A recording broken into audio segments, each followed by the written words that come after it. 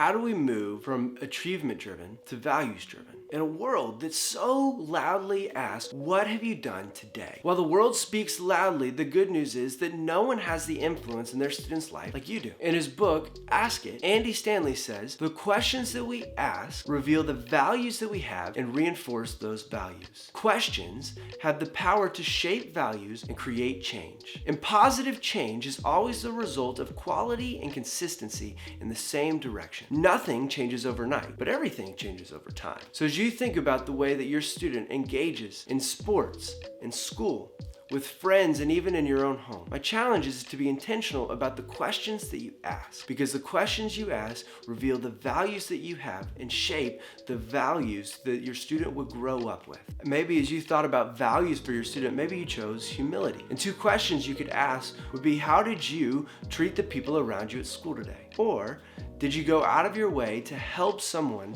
at practice as they needed it? Maybe a second value that you chose for your student was grit or hard work. A couple questions that you could ask are this: did the grade you received accurately depict the amount of work that you put into the assignment? Or, while you were at practice, did you work your hardest? Maybe another value that you chose for your student was courage. A couple questions you could ask for courage would be, did you invest your whole heart, or did you hold back for fear of failure? Or, what was something difficult that you decided to push through anyways? See, each of these are just examples of different questions that you could ask and different values that you could have for your student. But be intentional about the questions you ask to reinforce the values that you have as you begin to shape and paint the picture of what success looks like for your student as they grow up.